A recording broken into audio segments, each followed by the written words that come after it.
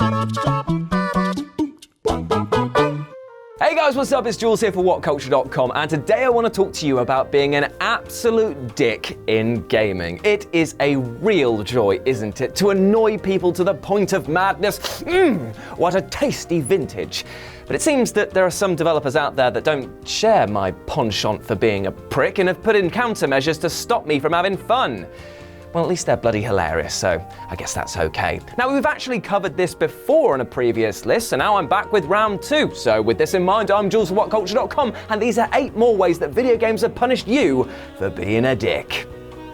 But before we begin, don't forget to subscribe to stay notified. Ding, ding, dong. Number 8, bounty hunting, Morrowind. We start off with a beautifully simple example shown in Morrowind, which basically shows what happens if you refuse to pay the troll toll. And by that I mean that if you were to go around and say stab a load of villagers for say stealing your sweet roll, then unfortunately there's a bounty and notoriety system that's in the game that will start to increase.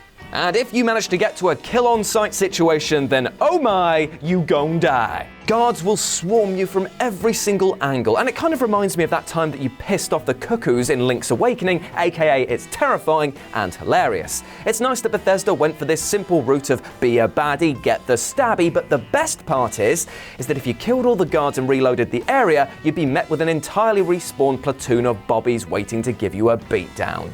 Lovely stuff. Number 7, don't steal, Pokemon Mystery Dungeon. Stealing isn't nice. We all know that, right? We know that if the kid down the street has got a copy of a rare SNES game, say like Rendering Rangers R2, you shouldn't break into his house in the middle of the night, you shouldn't drug his dog, you shouldn't go to his dad's computer, take his search history, forward it to his work, then steal the game and burn down his car. You shouldn't do that.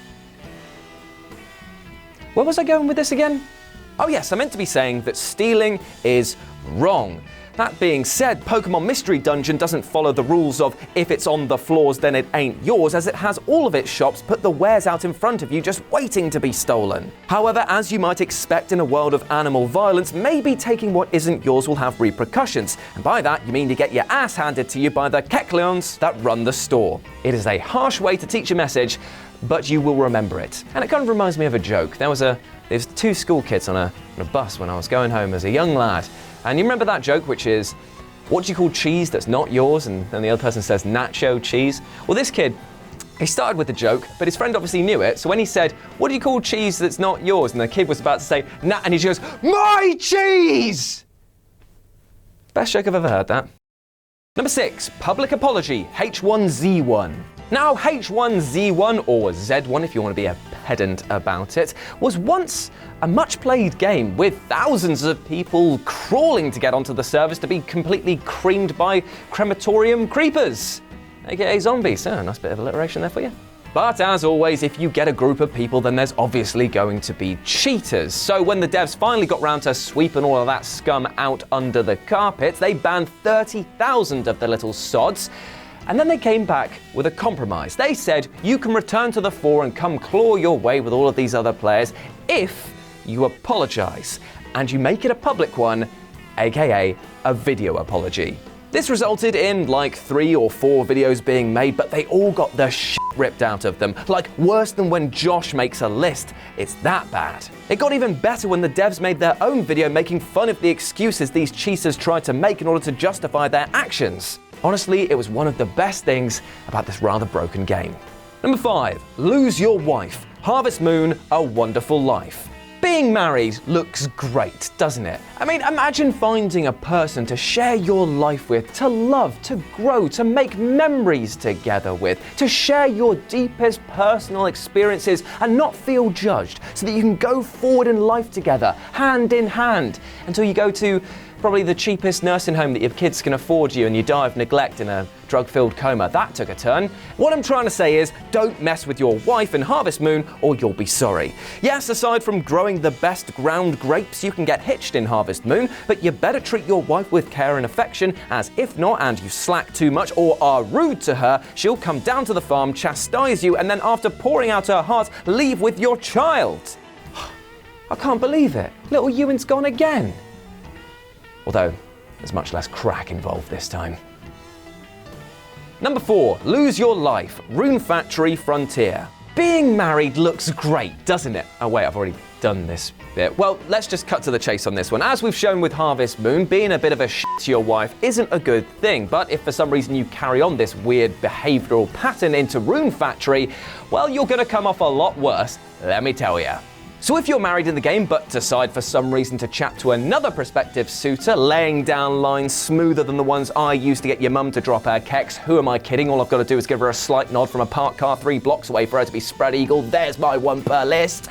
Then your wife will come down, berate you, then beat the shit out of you, reducing you to 0 HP and 0 RP. Plus, your wife's stats reset to 0 and you'll have to romance her all over again if you want her bonuses.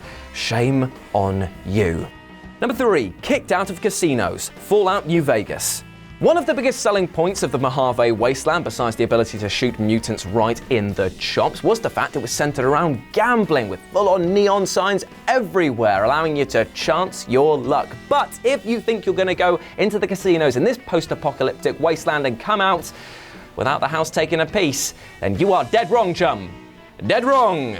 For if you were to, say, push your luck stat all the way up before gambling in order to sway the cards in your favor, then you'll be met with a boot up the arse after you've claimed enough chips. And if you keep this up even further, then you'll be blacklisted from every casino in the area. Not so lucky now, are you, bud? Number 2, spelling lessons, Animal Crossing. Now, who would want to be a dick in Animal Crossing? I mean, it's about chilling out with your friends and admittedly paying off a massive overdraft to a Tory-esque tax baron. Oh, bloody hell, it's actually like real life, isn't it? Yeah, well, go on then, let's start cheating. Let's see what we can get out of this. F the system, burn the middle class, am I right? Right, so let's try and cheat and get some of that sweet money, baby! Oh, bollocks. If you try to mess with your save file, then you'll meet Mr. Rossetti, who will pop up and warn you about the dangers of resetting your game, which you'll be doing a lot if you're trying to fiddle with files and get the most bells out of this situation. The warnings become more and more aggressive and come to a point where he really has a go at you. And the worst bit, and arguably the most hilarious, is when he demands an apology, which he makes you type out with the correct punctuation and grammar. It is absolutely agonizing, but it's kind of brilliant. And number 1, no auto fire, Metal Gear Solid Twin Snakes.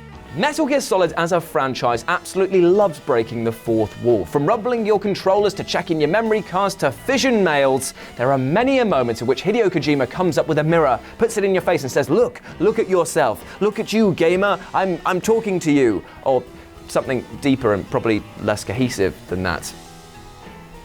Also talking to cheaters, he also likes doing that a lot. Ooh, I look very nice in this, don't I? In the now famous scene in which Snake is being tortured by Ocelot, your aim is to simply survive this ordeal. But if you even dare to think about using an auto-fire controller to make the button mashing easier, well, you're going to be in for a rough time. As not only does Ocelot tell the player, no auto-fire or I'll know, but he actually bloody means it. If you ignore this warning, then the time bar completely drains, as does your stamina, and you die. And the worst thing is that he stated in the lead up to this, ain't no saves here, bud. So yeah, that's a long way that you've got to trek back to get back to this scene. Bollocks. And there we have it. Those were 8 more hilarious ways that video games punished you for being a dick. Let me know what you thought about them down in the comments section below. But before you go, maybe you'd like to check out this video that I've done on the wrestling channel or this video that I've done on that film theory. You can't go wrong. They both got me in. As always, I've been Jules, you've been awesome, and I'll speak to you soon. Bye.